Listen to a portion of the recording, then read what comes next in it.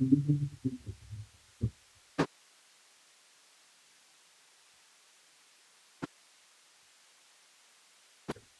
Students, कैसे हैं आप सब।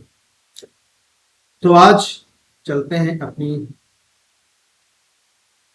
जो फर्स्ट एक्सरसाइज चल रही थी जिसमें हम लोगों ने पढ़ा था how to solve linear pair, है ना।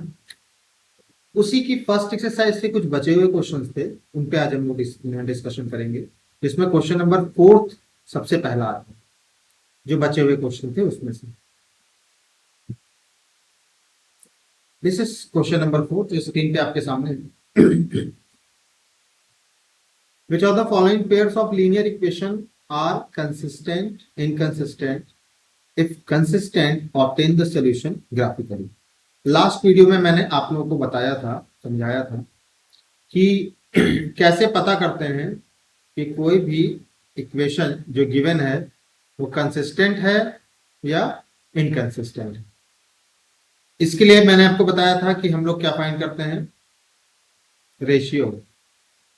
रेशियो होता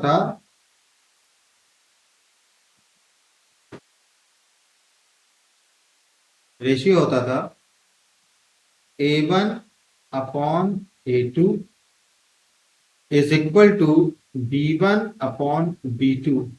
अगर ये डज नॉट इक्वल हो जाता था तो लाइन क्या कहलाती थी, इंटरसेक्टिंग लाइन।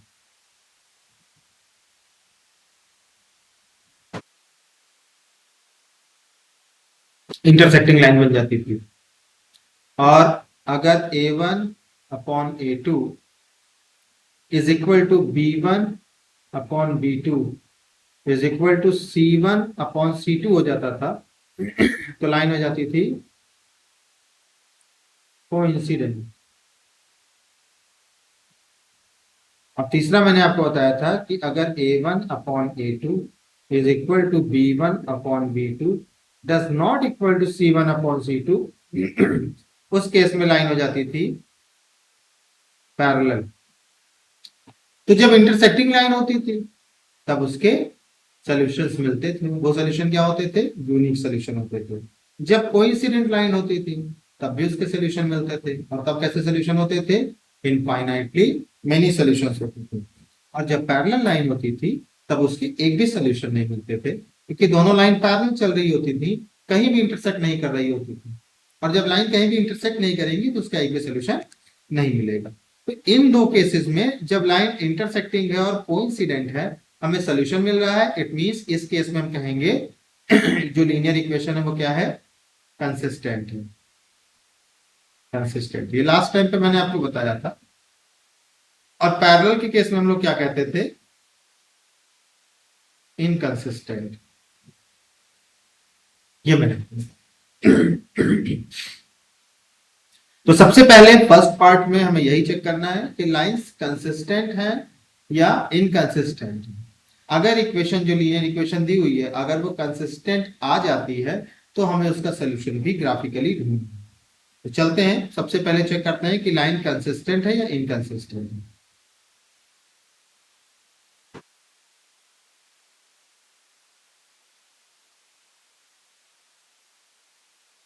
फर्स्ट पार्ट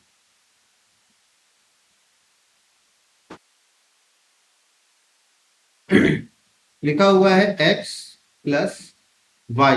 5 को इस तरफ ले आएंगे तो हो जाएगा -5 इज इक्वल टू 0। यहां से अगर कंपेयर करें हम तो a1 की वैल्यू क्या मिलेगी, 1। b1 की वैल्यू क्या मिलेगी, 1। और c1 की वैल्यू क्या मिलेगी, -5। दूसरी इक्वेशन ये लिखी हुई है, इसको लिख लेते हैं 2x plus 2y is equal to 10। 10 को हम इधर ले आएंगे,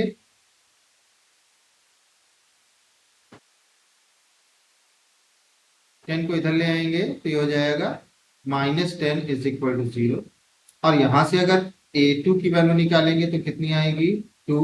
b2 की वैल्यू निकालेंगे वो भी कितनी आएगी, 2। और c2 की वैल्यू निकालेंगे तो वो कितनी आएगी, माइनस माइनस 10 आएगी।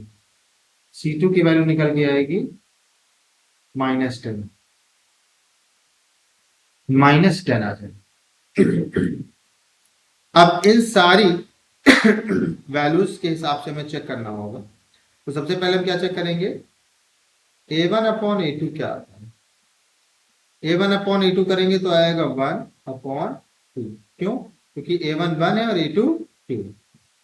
इसी तरह अगर हम b1/b2 निकालते हैं तो क्या आएगा, b1 1 है और b2 2 है, ये भी कितना आएगा 1/2।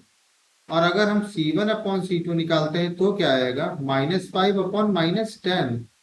-5/-10, माइनस से माइनस कटेगा, 5 से 10 कटेगा, और ये भी क्या आएगा 1/2। यानी कौन सी कंडीशन मिली हमें, a1/a2 is equal to b1/b2 is equal to c1/c2।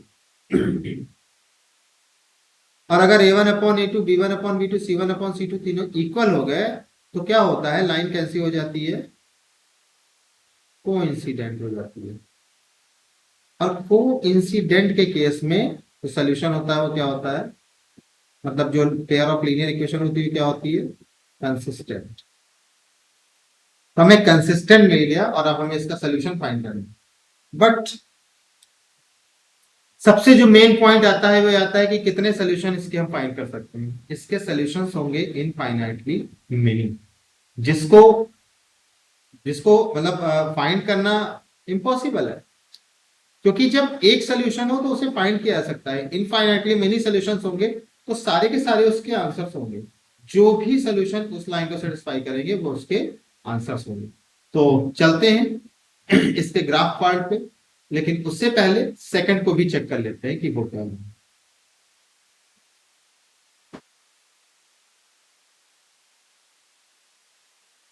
Second part, x -y -8 is equal to 0 and 3x -3y -16 is equal to 0। अगर कंपेयर किया जाए तो a1 की वैल्यू यहां से क्या मिलेगी हमें 1, b1 की वैल्यू क्या मिलेगी यहां से -1, और c1 की वैल्यू क्या मिलेगी हमें यहां से -8। इसी तरह अगर a2 की वैल्यू निकाला जाए तो क्या मिलेगी हमें यहां से 3, b2 की वैल्यू क्या मिलेगी हमें -3, और c2 की वैल्यू क्या मिलेगी हमें -16। सो a1/a2 क्या मिलेगा हमें 1/3, और b1/b2 क्या मिलेगा हमें -1/-3, माइनस माइनस कट गया 1/3, और c1/c2 यहां से क्या मिलेगा -8/-16, माइनस माइनस कट गया, ये हुआ 1/2। It means a1/a2 is equal to b1/a2 does not equal to c1/c2। ये कौन सा केस है, इस केस में क्या होता है, लाइंस आर पैरेलल, और पैरेलल के केस में हम क्या कहते हैं, लीनियर इक्वेशंस जो होंगी वो क्या होंगी, कंसिस्टेंट की इनकंसिस्टेंट होंगी, इनकंसिस्टेंट। और इनकंसिस्टेंट के केस में हम सॉल्यूशन नहीं फाइंड करते। थर्ड पार्ट देखते हैं। Third part 2x + y-6 is equal to 0। a1 की वैल्यू हो गई 2, b1 की वैल्यू हो गई 1, और c1 की वैल्यू हो गई -6। 4x - 2y -4 is equal to 0। ये इक्वेशन आपके सामने लिखी हुई है, ये देखिए, यही वाला हम लिख रहे हैं। a2 की वैल्यू कितनी है 4, b2 की वैल्यू कितनी है -2, और c2 की वैल्यू कितनी है -4। चलो चेक करते हैं, a1/a2 कितना आएगा, a1 है 2 और a2 है 4, 2/4। 2/4 का मतलब 1/2। b1/b2 निकालते हैं, क्या आएगा देखते हैं, b1 1 और b2 -2, b1 1 एंड b2 -2, यानी -1/2। आगे चेक करने की जरूरत ही नहीं है क्योंकि हमें यहां से क्या मिल गया है,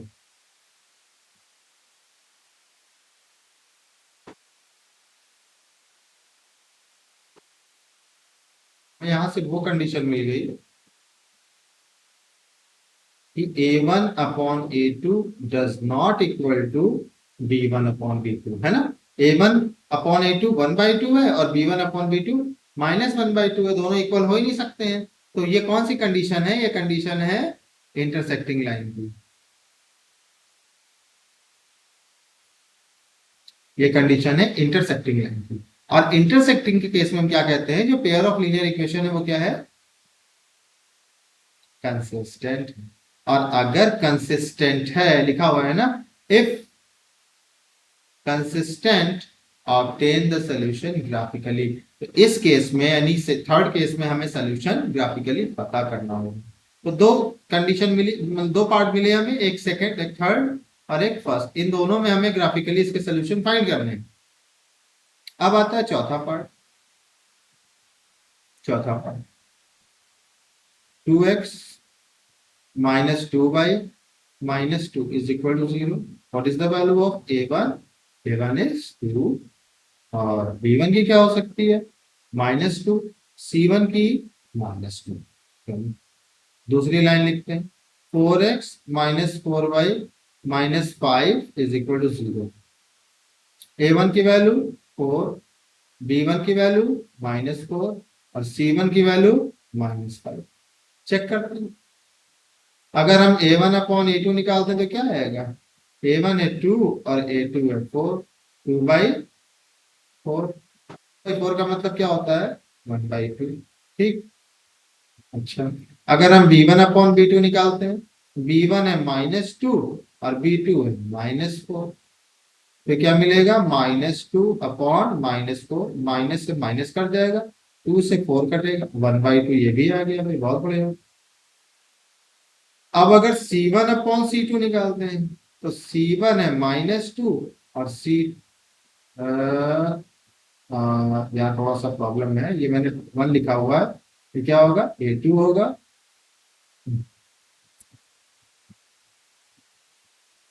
A2 होगा, ये B2 होगा और ये C2 होगा। C2 कितना है? -5। C1 है -2 और C2 है माइनस माइनस कट जाएगा, 2/5। यानी यहां से क्या पता लगा कि A1 अपॉन A2 तो B1 अपॉन B2 के इक्वल आ रहा है, ये देख सकते हो। A1 अपॉन A2 तो B1 अपॉन B2 के इक्वल आ रहा है, लेकिन ये C1 अपॉन C2 के इक्वल नहीं आ रहा है, यानी ये वाला केस बन गया जो भी आपने लिखा हुआ। यानी लाइंस कैसी होंगी? लाइंस होंगी पैरेलल। और अगर पैरेलल लाइन है तो उसका सॉल्यूशन नहीं मिलेगा, यानी इस केस में क्या कहेंगे हम? इनकंसिस्टेंट। और इनकंसिस्टेंट के केस में हमें सॉल्यूशन नहीं फाइंड करना, तो सिर्फ दो पार्ट, फर्स्ट और थर्ड, इसके सॉल्यूशन हमें फाइंड करना है। ओके, तो चलते हैं, इसको लिख लेते हैं क्वेश्चन को, फिर इसका सॉल्यूशन फाइंड करते हैं। इक्वेशन है x + y = 5।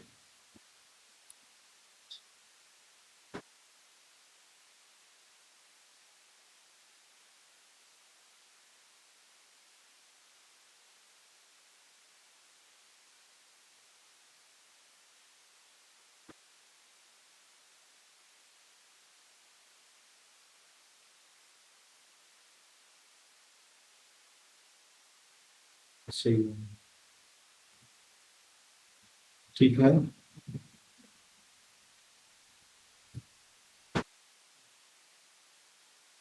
x + y = 5। First part जो है वो है x + y = 5। इक्वेशन नंबर 1 है ये।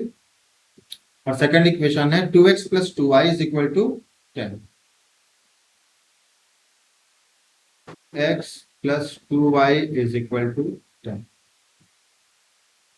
क्या तरीका था? लास्ट टाइम पे हम लोगों ने डिस्कशन किया था, सारे तरीके पता है आपको। हमें क्या करना है? सबसे पहले पहली इक्वेशन को उठा लेना है। हम क्या लिखेंगे? From equation first. और फर्स्ट इक्वेशन से किसी एक की वैल्यू निकाल लेते हैं, या तो x की या तो y। x की निकाल लेते हैं, x = 5 - y। और इसके बाद क्या बनाते हैं? एक बॉक्स बनाते हैं। इस बॉक्स में ऊपर x लिख लिया और नीचे y लिख लिया। अब हमें y की डिफरेंट वैल्यू पुट करनी है। सपोज y मैंने कितना पुट कर दिया 2, तो 5 माइनस 2 विल बिकम 3, या फिर मैंने y को पुट कर दिया 1, 5 माइनस 1 विल बिकम। कोऑर्डिनेट्स क्या मिले हमें? हमें मिला 3, 2 और क्या मिला हमें 4, 1। इन दोनों को हम ग्राफ पे प्लॉट करेंगे और अपनी एक लाइन बनाएंगे। सेकंड इक्वेशन अगर हम देखते हैं तो वो भी सेम ही तो है। अगर यहां से 2 कॉमन ले लिया जाए, इस जगह से 2 कॉमन ले लिया जाए तो क्या मिलेगा हमें? x plus y is equal to 5, same मिलेगी, यानी सेम लाइन मिलने वाली है। तो इसको ड्रॉ करते हैं।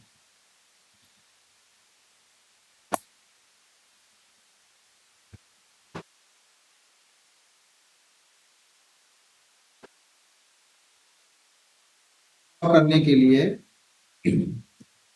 इससे बनाते हैं हम y एक्सिस,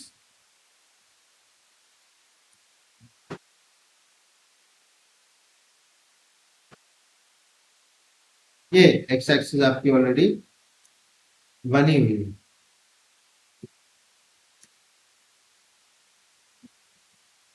ठीक है, x एक्सिस y एक्सिस बनी हुई है। हम यहाँ पर पॉइंट मेंशन कर देते हैं बस। ये हो गया हमारा नंबर 1, ये हो गया नंबर 2, ये हो गया नंबर 3, ये हो गया नंबर 4, ये हो गया नंबर 5 और ये हो गया नंबर 6।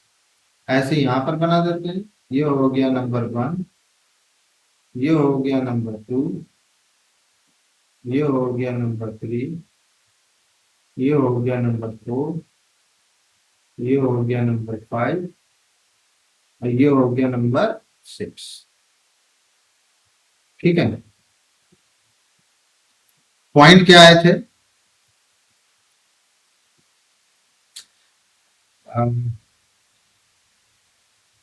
थिंक वो स्लाइड चली गई, तो यहाँ पे फिर से एक बार उसको निकाल लेते हैं। या x plus y is equal to 5 था और x is equal to 5 minus y था। बॉक्स बनाया गया था जिसमें वैल्यूज पुट की गई थी। x था, y था, y की जगह 2 रखा था तो ये 3 आ गया था, 1 रखा था तो 4 आ गया था, यानी 3, 2 और 4, 1। ये 2 पॉइंट मिले थे। तो 3 और 2, x पे कितना जाना है 3, y पे कितना जाना है 2। ये हो गया पहला पॉइंट। कौन सा? 3, 2। दूसरा पॉइंट है 4, 1। एक्स पे 4 जाना है, वाई पे कितना जाना है 1। दूसरा ये पॉइंट था। पहला पॉइंट ये था 3, 2 और दूसरा पॉइंट ये था 4, 1। ठीक,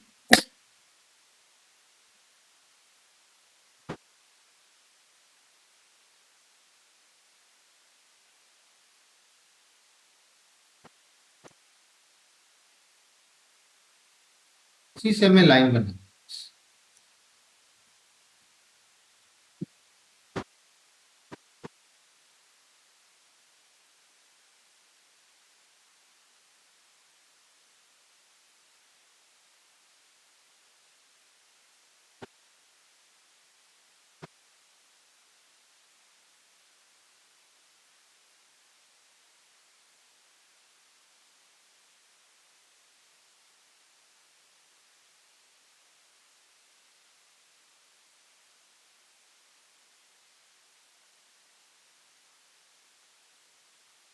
और चीज पहले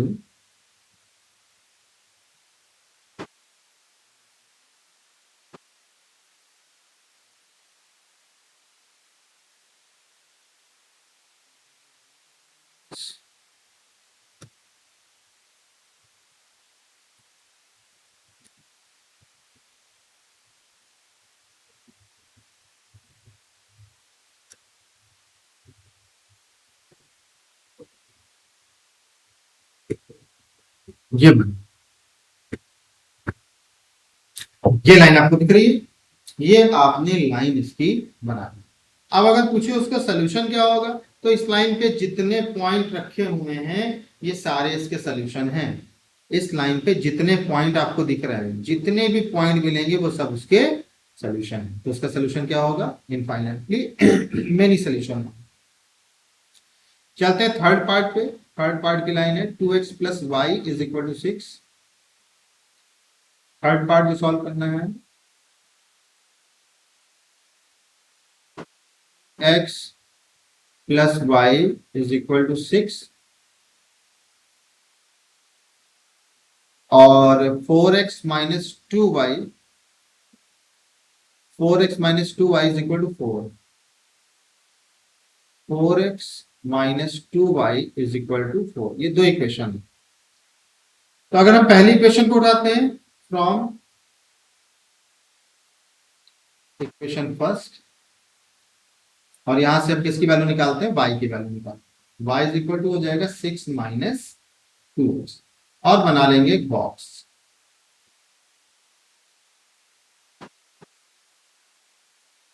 इस बॉक्स में x और y दो लिखिए। x की वैल्यू पुट करते हैं। अगर x की वैल्यू हम 1 पुट करेंगे तो ये 2 इंटू 1 1 ही 2 ही रहेगा और 6 माइनस 2 कितना हो जाएगा? 4। और अगर हम 2 पुट करते हैं x की जगह पर तो 2 टू 4, 6 माइनस 4 कितना हो जाएगा? 6 माइनस 4 2। यानी पॉइंट मिला हमें 1,4 और 2,2। अब सेकेंड लाइन को सॉल्व कर लेते हैं फ्रॉम इक्वेशन 2। इक्वेशन 2 में किसकी वैल्यू निकाली जाए? किसी की भी निकाल लेते हैं। चलो y की निकाल लेते हैं। तो y की वैल्यू मिलेगी 4x माइनस 4 अपॉन 2, या फिर 2 से रिड्यूस कर दें तो ये हो जाएगा 2x माइनस 2, है ना। y की वैल्यू निकालने के लिए y वाले टर्म को यहाँ भेजेंगे और 4 वाले टर्म को यहाँ भेजेंगे। तो 4x माइनस 4 आ जाएगा जैसे यहाँ आया हुआ है, और अपॉन 2 आ जाएगा। 2 से रिड्यूस होकर ये बचेगा। यहाँ पे फिर एक बॉक्स बना लेते हैं।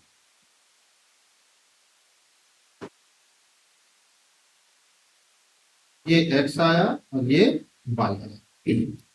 अब x की वैल्यू अगर हम पुट करते हैं यहाँ पर 1, तो y की वैल्यू क्या मिलने वाली है? 0। अगर x की वैल्यू पुट करते हैं 2, तो 2 टू 4 माइनस 2 2 मिलेगा। यानी पॉइंट मिला 1,0 और 2,2। अब इसे हमें ग्राफ पर बनाना है।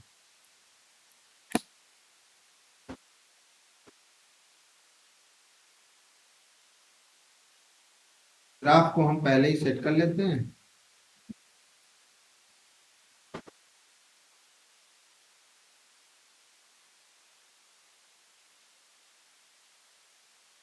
y एक्सिस और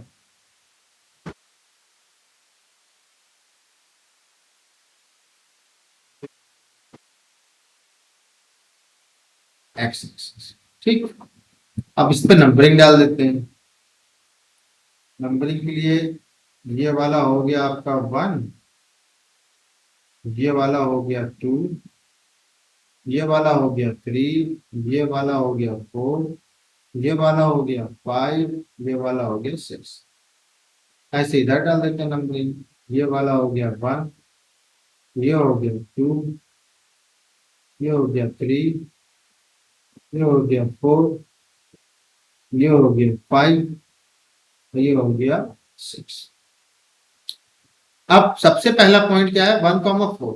1,4 यानी x पे हमें 1 जाना है और y पे कितना जाना है? हमें 4 जाना है। ये जो पॉइंट आपको दिख रहा है,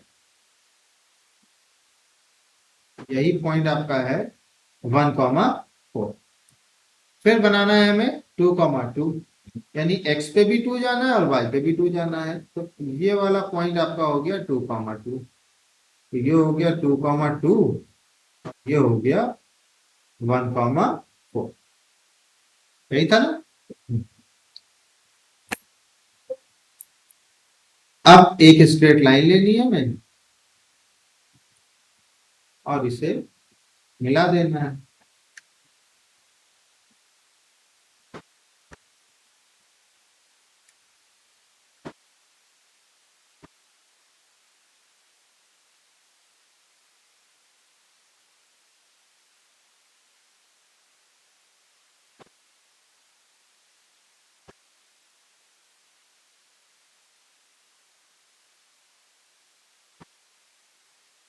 इसी को बढ़ा देते हैं थोड़ा सा।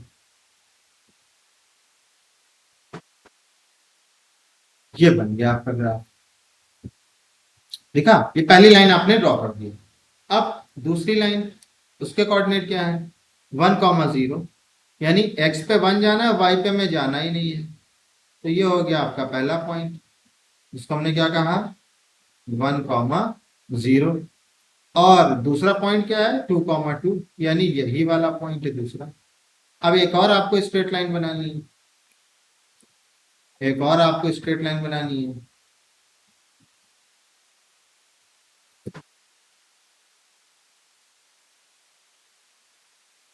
अब इस लाइन को आपको यहां से मिलाना है।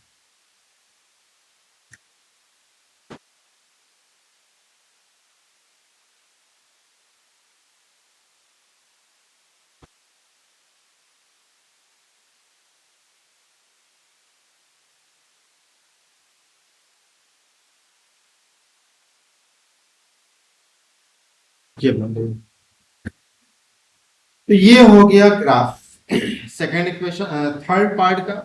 अब हमें तो सोल्यूशन चाहिए था ग्राफिकली, क्योंकि लाइन इंटरसेक्टिंग है, यानी इसका यूनिक सोल्यूशन होगा, और जहां इंटरसेक्ट कर रहे होंगे वही इसका सोल्यूशन होगा, यानी यही इसका सोल्यूशन है। तो सोल्यूशन क्या मिला हमें, x की वैल्यू कितनी मिली, 2, और y की वैल्यू भी कितनी मिली, 2। ये आपका सोल्यूशन मिला। बात समझ में आ गई। तो इस तरीके से आपका ये फोर्थ क्वेश्चन जो था, ये पूरा का पूरा कंप्लीट होता है। इसमें फर्स्ट, सेकंड, थर्ड और फोर्थ 4 पार्ट थे। इसमें से फर्स्ट पार्ट जो था उसमें कंसिस्टेंट लीनियर इक्वेशन थी, सेकंड पार्ट में इनकंसिस्टेंट थी, थर्ड पार्ट में कंसिस्टेंट थी, और फोर्थ पार्ट में फिर इनकंसिस्टेंट थी। तो जिसमें कंसिस्टेंट थी उसका सोल्यूशन चाहिए था, दोनों का ग्राफ हमने यहां पर निकाल दिया। ये फर्स्ट पार्ट का ग्राफ है, ये आपके फर्स्ट पार्ट का ग्राफ है, और ये आपके सेकंड पार्ट का ग्राफ। अब चलते हैं नेक्स्ट क्वेश्चन पे, क्वेश्चन नंबर 5। क्वेश्चन क्या कह रहा है, क्वेश्चन कह रहा है half the perimeter of A rectangular garden, यानी जो रेक्टेंगुलर गार्डन है उसके पेरीमीटर को हम लोग क्या कर दें, हाफ कर दें। लेकिन कैसा rectangular garden, whose length is 4 more than its width। तो हम सपोज कर लेते हैं, क्या देते हैं कि लेट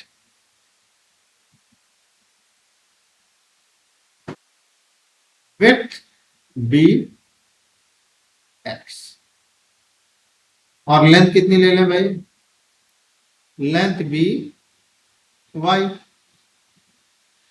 उल्टा कर दिया मैंने ना, चेंज करते हैं इसको, इसको चेंज करते हैं, कह देते हैं कि लेट, वैसे उससे भी कोई फर्क नहीं पड़ता, पर एक सीक्वेंस होता है, माइंडसेट होता है कि पहले लेंथ आता है फिर ब्रेड्थ आती है, तो उस हिसाब से पहले लेंथ को ही सपोज करते हैं। Let length be x and width be y। तो जो लेंथ है वो विड्थ से 4 मीटर मोर है, कौन, लेंथ, यानी कि x जो है वो विड्थ से 4 मीटर ज्यादा है।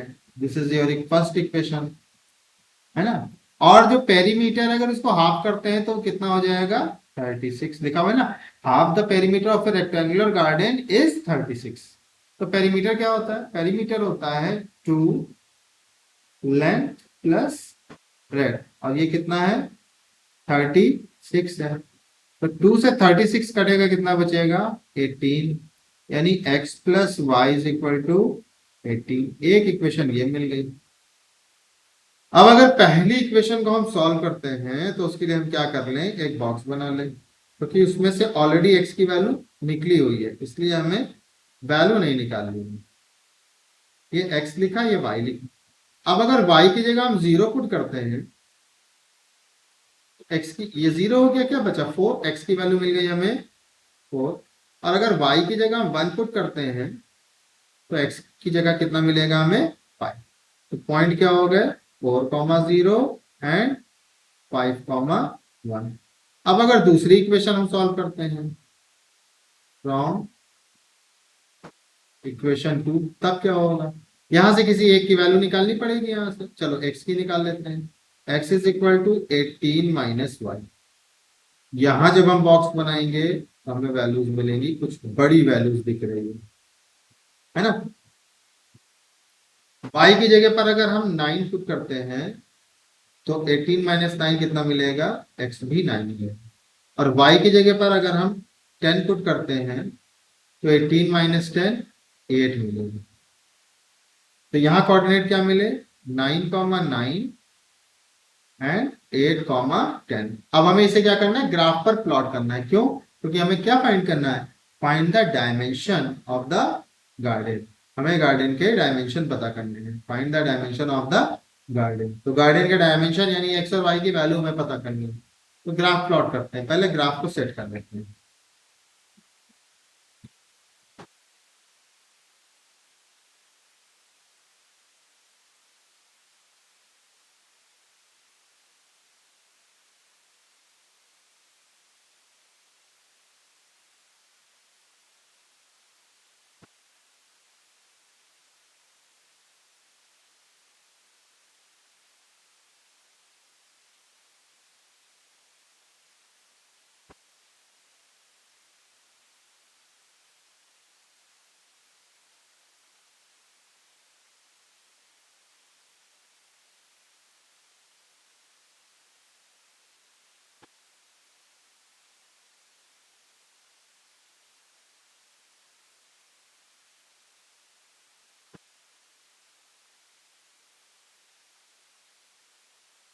ये लगा दिया मैंने ग्राफ।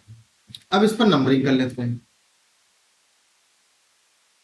ये आपका कौन सा पॉइंट हो गया, ये फर्स्ट पॉइंट हो गया, ये second, third, fourth, fifth, six, 7, 8, 9, 10 and 1 more 11। ऐसे ही बाइक पे बना लेते हैं।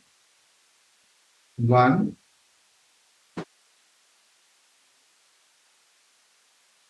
3, 4, 5, 6, 7, 8, 9, लास्ट वन 10।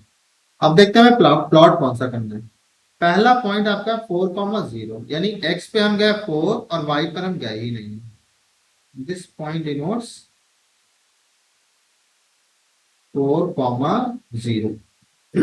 सेकेंड पॉइंट आपको बनाना है 5, 1, यानी एक्स पे आपको 5 जाना है और वाई पे आपको 1 जाना है।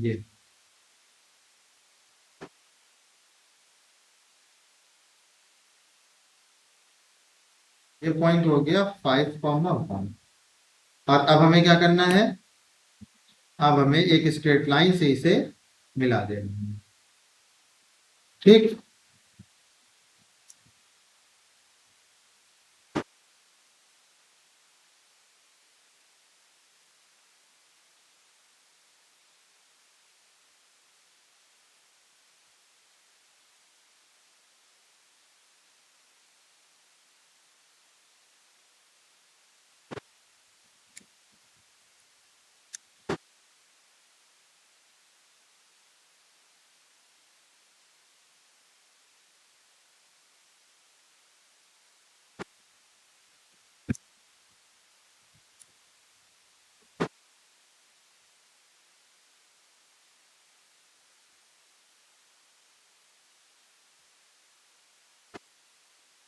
ये बन गया आपको।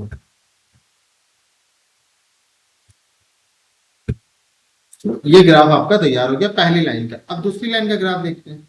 दूसरी लाइन के लिए हमें 9, 9 को प्लॉट करना है, यानी एक्स पे भी 9 जाना है और वाई पे भी 9 जाना है। ये वो पॉइंट है, देख सकते हैं आप। तो क्या डिनोट करता है, 9, 9।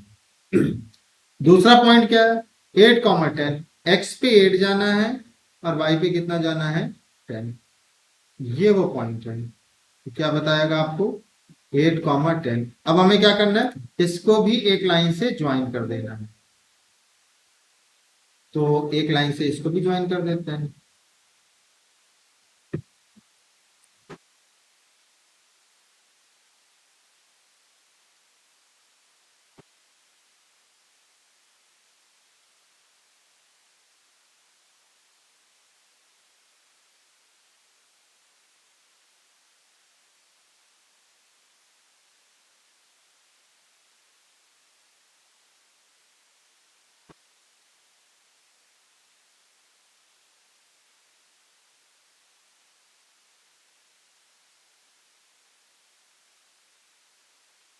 ये छोड़ दिया।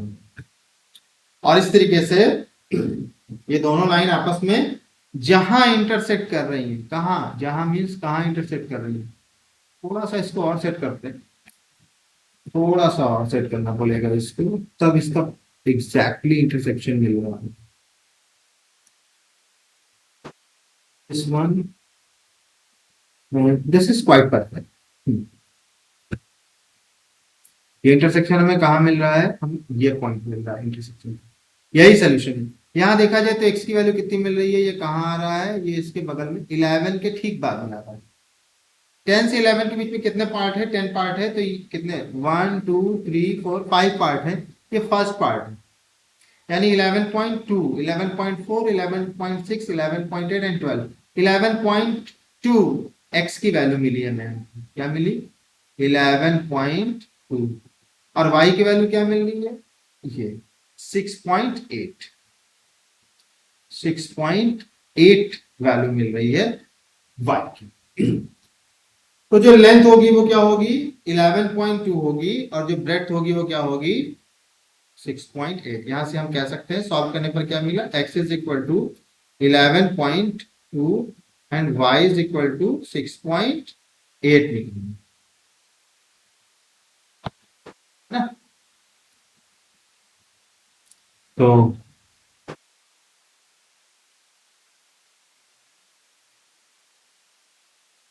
6.8,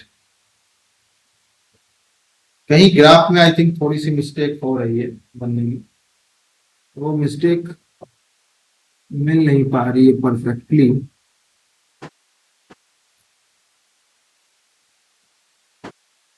ऐसा हो रहा है, ये 6.8 है, करेक्ट है, 11.2 है, तो उस हिसाब से x प्लस वाई होगा 11 और 6 18 और 1 19 19 आएगा x प्लस वाई, जबकि x प्लस वाई आना चाहिए था 18, यानी कि ये 11.2 की जगह 10.2 समथिंग होना चाहिए। एक बार चेक कर लेते हैं, क्रॉस चेक कर लेते हैं, कहीं कोई पॉइंट में तो गड़बड़ी नहीं है।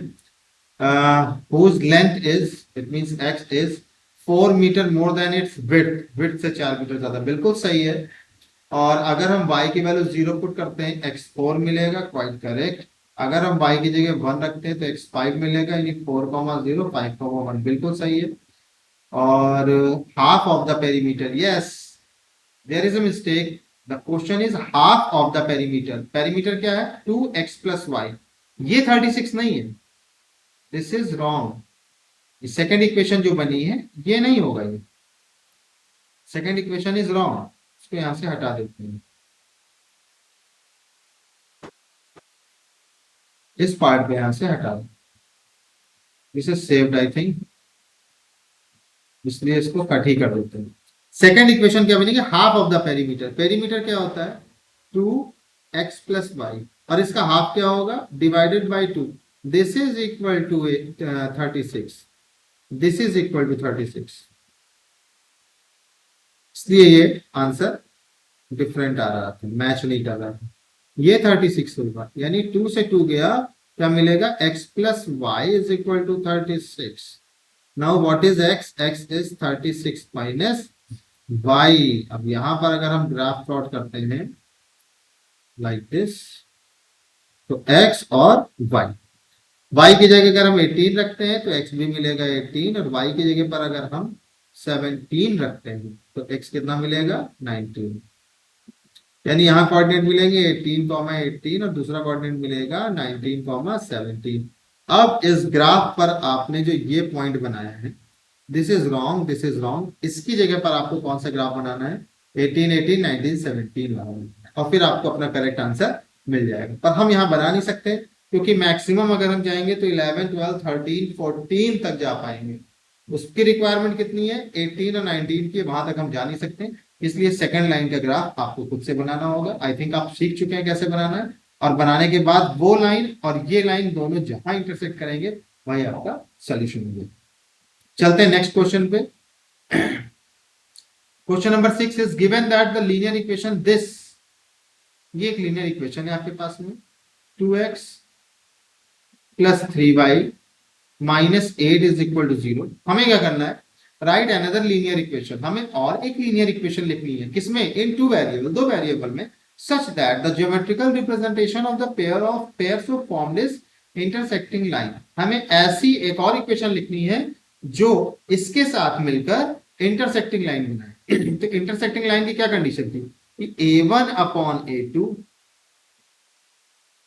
b1 अपॉन b2 के इक्वल नहीं होना चाहिए। तो आप यहां पर जैसे 2 है तो 2 ही लिख सकते हैं। अब a1 अपॉन a2 क्या हो गया, 2 अपॉन 2 यानी कि 1। तो यहां पर भी 1 नहीं आना चाहिए। यहां भी अगर हम 2 लगा दें और इसको भले हम सेम कर दें, कोई फर्क नहीं पड़ेगा। This is your solution of first part. ऐसी बहुत सारी लाइन होंगी जिन्हें आप लिख सकते हैं।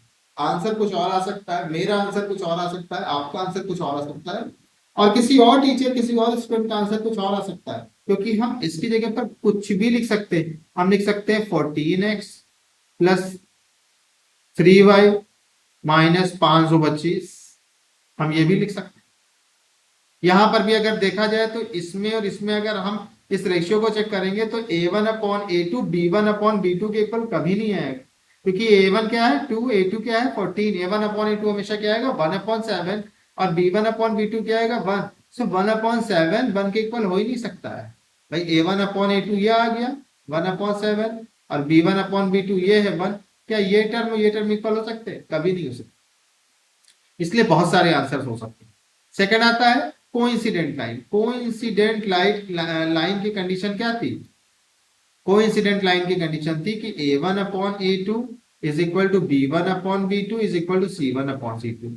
तो करना क्या है, इसके कोऑर्डिनेट जो इसके कोफिशिएंट दिए हुए हैं उसको किसी सेम नंबर से मल्टीप्लाई करके लिख दे। जैसे 2 है 3 से मल्टीप्लाई करो तो 3 2 जार 6x, तो ये भी 3 से मल्टीप्लाई होगा, 3 3 जार 9y, और ये भी 3 से मल्टीप्लाई होगा, 8 3 जार 24। लो भाई तैयार हो गई इक्वेशन कोइंसिडेंट लाइन की। चेक कर लो, a1 2 है, a2 6 है, a1 अपॉन a2 क्या आएगा 1 अपॉन 3, b1 3 है, b2 9 है, b1 अपॉन b2 क्या आएगा 1 अपॉन 3 आएगी। c1 8 है और c2 24 है, c1 अपॉन c2 कर लो क्या आएगा 8 अपॉन 24, यानी कि 1/3 आया। सब बराबर, कंडीशन मैच कर गई।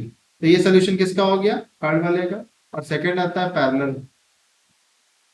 पैरेलल के लिए क्या होता था, a1 upon a2 b1 upon b2 के इक्वल हो, लेकिन c1 अपॉन c2 के इक्वल नहीं हो। तो भाई 3 से मल्टीप्लाई करो तो क्या आएगा 3 2 जार 6x, 3 3 जार 9y। 8 को मत मल्टीप्लाई करो, 8 को 8 ही रहने दो। तो ये किसका सोल्यूशन मिल गया आपको, पैरेलल लाइन। क्यों, रेशियो निकालो, a1 क्या है 2 और a2 क्या है 6, 2 upon 6 is 1 upon 3, b1 upon b2, b1 3 b2 9 1 upon 3, c1 upon c2, c1 minus 8 c2 minus 8 1 आ गया। 1 upon 3 is equal to 1 upon 3 does not equal to 1, यानी a1 upon a2 b1 upon b2 बराबर है पर c1 upon c2 बराबर नहीं है। इस तरीके से आपका 6th क्वेश्चन भी कंप्लीट हो जाता है। और चलते हैं लास्ट क्वेश्चन 7 पे। Draw the graph of the equation this and this, determine the coordinate of the vertices of the triangle formed by these lines and x-axis and shade the triangular region। तो इसका graph बनाने से पहले हमें इसको solve करना होगा।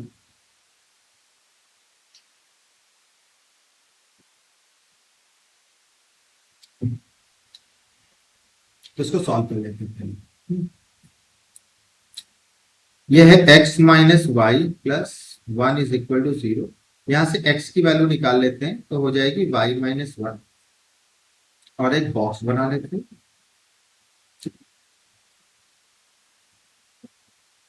Box में यहाँ x और यहाँ y है। बॉक्स मजेदार नहीं बनता, मजेदार बॉक्स को होना चाहिए मजेदार। अब करना मजेदार। अब y की वैल्यू अगर हम रखते हैं 1 तो 1 माइनस 1 0, y की वैल्यू अगर रखते हैं तो 2, 2 माइनस 1 1, यानी पॉइंट मिल गया हमें 0,1 और दूसरा पॉइंट मिल गया 1,2। 2 पॉइंट मिल गए। दूसरी इक्वेशन भी लगे हाथ, सॉल्व भी कर लेते हैं। 3x plus 2y minus 12 is equal to 0। यहां से किसकी वैल्यू निकालना चाहेंगे आप, x की। चलो x की निकालते हैं। 12 माइनस 2y अपॉन 3, फिर बनाओ वही बॉक्स, मजेदार बॉक्स, एक तरफ एक्स है एक तरफ वाई। अब अगर y की वैल्यू भाई कर दे 0, तो ये टर्म तो पूरा खत्म हो गया, है ना, ये टर्म पूरा 0 हो गया। बचा गया 12 और 3, 3 से काटेंगे कितना आएगा वो। और अगर हम y की वैल्यू कर दे 3, तो 3 टू जार 6, 12 माइनस 6, 6 बचेगा, 6/3 चेक कर सकते हैं। y की जगह 3 रखिए, 3 twos are 6, 12 minus 6 will become 6, और 6 को 3 से काटेंगे कितना आएगा 2। तो यहाँ जो पॉइंट मिले वो क्या मिले, 4,0 एंड 2,3। अब आई बारी प्लॉट करते हैं। प्लॉट करने के लिए सबसे पहले लाइंस को अरेंज करना होगा, लाइंस को अरेंज करना होगा।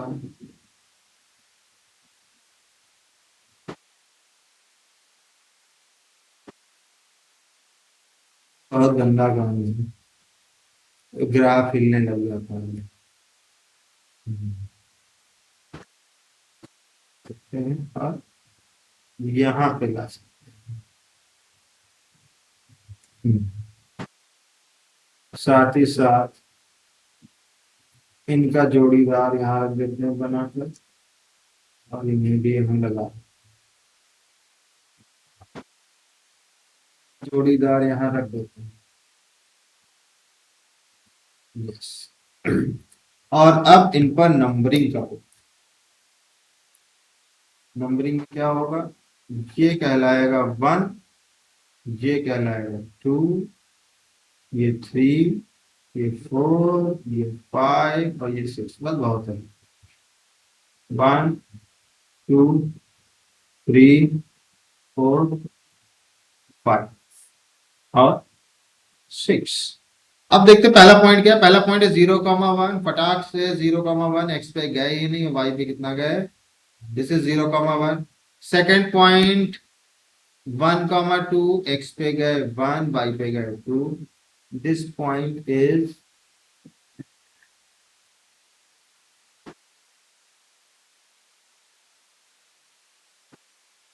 2। ये क्या है 1,2, ये क्या है 0,1, और एक लाइन से इसको ज्वाइन कर देते हैं। ये लाइन आपके पास रखी हुई है, इसको उठाना है और यहाँ पे लगाना है ऐसे, यहाँ से इसको उठाना है, इसको लगाना है। यही बस मेन काम बचा हुआ है, जो कि स्केल से कॉपी पे बनाना बहुत आसान है। बस यहाँ पे थोड़ी सी मेहनत करनी पड़ जाती है मुझे। स्केल कॉपी हो तो कोई बात ही नहीं है, बहुत आराम से बना लो। कंप्यूटर पे बनाना और हाथ से बनाने में कुछ तो डिफरेंस होता ही है, बस वही डिफरेंस है।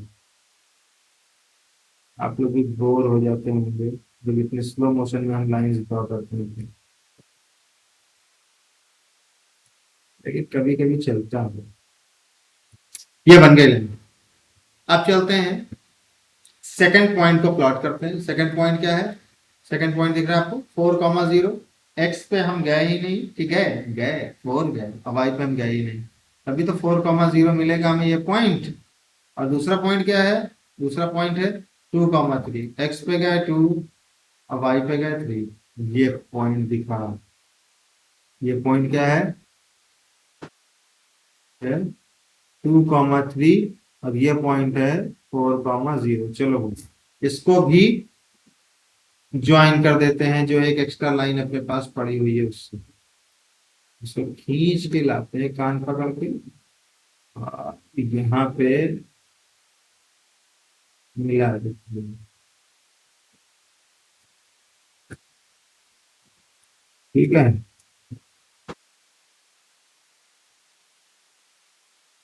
इससे और ये मिल गया, आप देख सकते हैं। ठीक, अब एक वो कह रहा है ट्राइंगल सो फॉर्म। क्वेश्चन पढ़ते हैं। क्वेश्चन पढ़ने से पहले एक बार क्रॉस चेक कर लेते हैं सोल्यूशन सही है कि नहीं। तो पहली लाइन थी x minus y plus one is equal to zero. मैंने क्या किया, x is equal to y को उधर भेजा, वन को उधर भेजा, y माइनस वन हो गया और y के प्लेस पे जीरो पुट किया, वन पुट किया तो वन माइनस वन जीरो हो गया, y के प्लेस पे फिर टू पुट किया तो टू माइनस वन वन हो गया, जीरो वन और वन टू हो गया। दूसरी लाइन दी हुई है 3x plus two y minus twelve, twelve को उधर भेजा पॉजिटिव, टू वाई को उधर भेजा निगेटिव, अपॉन थ्री हो गया। एक्स की वाई की जगह पर जीरो पुट किया तो थ्री फोर जार 12 हो गया और वाई की जगह पर टू पुट किया, two twos are four, oh oh oh no, three put किया वाई की जगह पर, three twos are six, 12 minus six six, six by three two, two comma three, four comma zero. तो इस हिसाब से zero comma one, one comma two, zero comma one, zero comma one, x पे गई नहीं वैल्यू वन, और दूसरा point one comma two, one comma to. ठीक, इसको ज्वाइन कर दिए वन कॉमा टू, फिर four comma zero, four comma zero हो गया और टू कॉमा थ्री, टू और थ्री, टू कॉमा थ्री, इसको ज्वाइन कर दिया। अब आगे क्वेश्चन में क्या कह रहा है, क्वेश्चन कह रहा है determine the coordinates of the vertices of the triangle form by these lines and x axis. यानी जो लाइन आपने बनाई है दोनों वो और एक्स एक्सिस के बीच में जो ट्राइंगल बन रहा है उसके वर्टिसेस बताने। तो ट्राइंगल आप देख सकते हैं, हम डिफरेंट कलर लेकर दिखाते हैं ट्राइंगल। कलर ले लेता हूं मैं, ग्रीन तो आइए, ब्लू तो आइए, पर्पल ले लेते हैं। चलिए ट्राइंगल देखो यहां से बनना शुरू हुआ आपका, दिख रहा है ना ट्राइंगल। बस अब पेन सोच रहा है मोटा कर ले, ये हाइलाइटर यूज कर लो, हाइलाइटर यूज कर लो। चलो ये ज्यादा बेटर है। ये ट्राइंगल बन रहा है,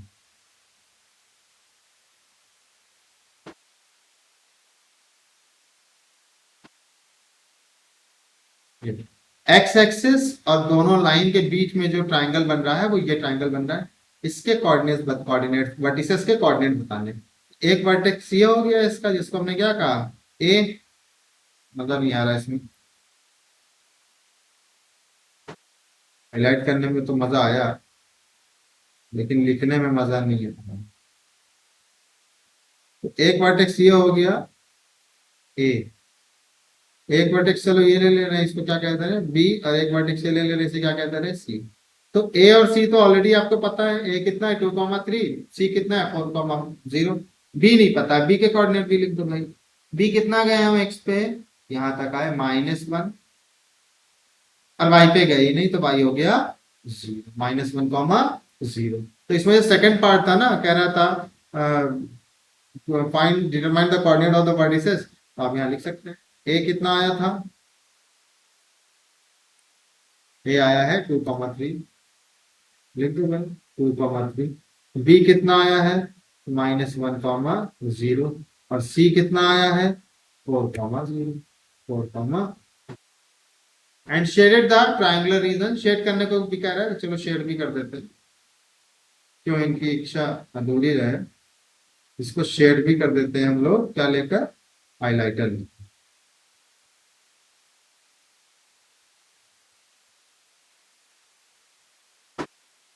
ही हो जाए पूरा कुछ नहीं।